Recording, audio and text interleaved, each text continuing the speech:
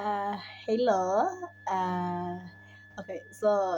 Yesterday in church, we were being taught about breaking the barrier of mental load. I don't forgotten.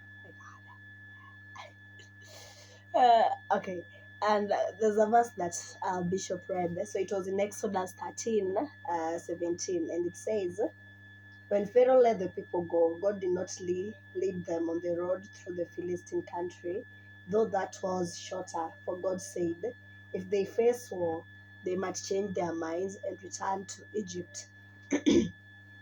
Okay, so when I was reading this one, it's like I've never read that one. And like, what the hell is Spirit deposited in my mind? Because you find yourself going through seasons and phases.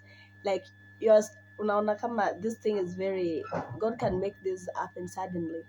But you're seeing yourself going through meanders and mountains and valleys before you receive that thing. And now when I looked at out there, when God says that He would have taken the Israelites through the Philistine way, which was the shortest route to reach the promised land. But He said when they face difficulties and other stuff, it would be easy for them to go back to slavery. And now, like, that was so much, like, maybe there's okay, when God is maybe pruning me and stuff.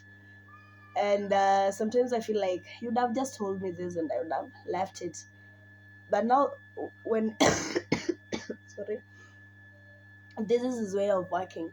Like, if it happens suddenly, it's so easy for me to go back to where I came from, to slavery, because it's harder to to like to leave old habits or something, some other habits that are sinful. Maybe there's slavery to you. But now when you step into this new chapter in your life, because this is a new era you are in, you are not familiar with it, but you are familiar with Egypt, the food, the stuffs. Even if it was slavery, at least there are some benefits you are getting, and you are getting into this new place. These new people, these new responsibilities. Now, like, it is just a matter of trusting, fully surrendering, because now you're walking in a path where you don't know where food is gonna come from. You don't know how you're gonna, even if that promised land truly does exist, because you've lived centuries and years, generations and generations in this Egypt place. And you are sure, even if you're slaves, you have meals to eat, you have a place to sleep and other stuffs. And now you're starting on a journey where you don't know how it's gonna end, how it looks like, what are the challenges gonna face in the new place. But in Egypt, you knew the challenges you're gonna face. The Egyptians and stuff. You knew the rules. You knew where I'm not supposed to pass. But now you're getting to a place where it's when you're learning to know the boundaries and stuff, to know how it works. And now this is the place where you now surrender fully to God and allow Him to lead, because you don't know what's gonna happen, how He's gonna make it. And that made me to have peace in my heart, that no matter the things that I do desire, the woman I desire to be, I know it's gonna take time.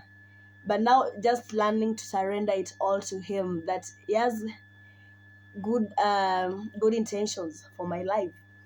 And it's harder, to be honest, instead of just going back to a place where it feels safe. It feels safe, but in reality it's slavery. And just to encourage you there, whatever, if you want, we call it a life of miracles, you have to learn to surrender to God and let Him lead. And this is gonna be hard, because literally you don't know who is gonna send your way. And also, this it actually makes you a better person, because you appreciate each and every person in your life, because you never know who God's gonna use to help you, who God is gonna use to elevate you. And even you, God can use to elevate others and stuff.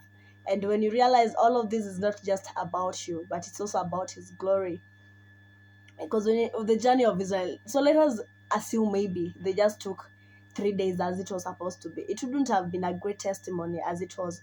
God's glory wouldn't have been manifested the way it was. Like, how can God feed people with manna give them water just from a rock.